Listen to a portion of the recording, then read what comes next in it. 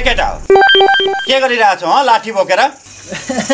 होइन सर, यहाँ देउसी खेल्ने कुरा भइरहेको, हाम्रो यो नखेल्ने भन्छ के त, खेल्नुपर्छ नि तिहारमा देउसी।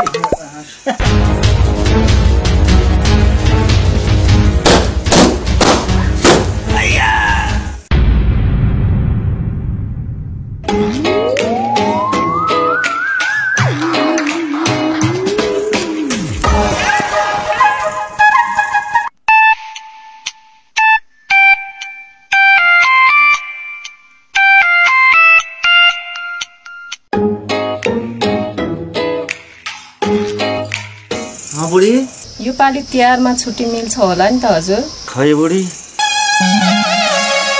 टुङ्गो छैन। अस्ति दसैँमा नि आउनु भएन, मर्नु अगाडि आमाले नाति नातिना खेलाउने रहर छ भन्नुहुन्थ्यो। तपाईको छुट्टी कहिले मिल्ने होइन?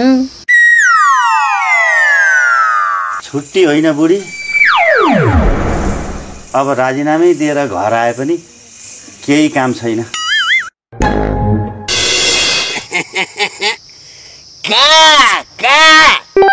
काग तिहार, काकु भन्ने च्वाचेले कागलाई यति तरकारी र भात चढाइदिनाले आजको छाक चाहिँ काका भतिजको गजबकै हुने भयो ल।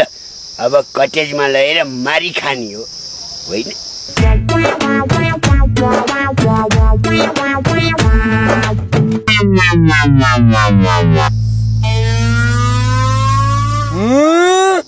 कसले कागलाई चढाएको भात चोरेर ल्याइस् त हाब्रेले? खुब चोर्छ नि अर्काले चढाएको भात। उहाँ घरमा मनसुली चामलको भात आफैले पकाएर यमराजको दुध काग डाम्नुलाई खुवाउँ भनेर हिँडेको। एउटै कागहरू देखिँदैन नि त आज। कहाँ गए?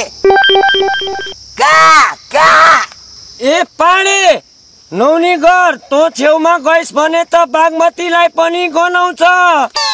2 महिना भोकै बस्ने भोकमरीले कागलाई भात खुवाउँछु भने हँसाउँछ। के रे भोकमरी रे?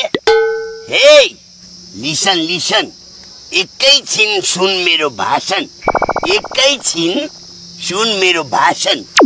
2-4 दिन तराई झर्दैमा तँ डाम्नुले बिर्सिस यो गाउँमा पाणी राजाको शासन। यो यो नबोला भो कागलाई, तँ गिद्धेको अनुहार देखे पनि काग यसै भाग्छ। तैँले दिएको खाना खाए बिचरा कागलाई पनि हैजा लाग्छ।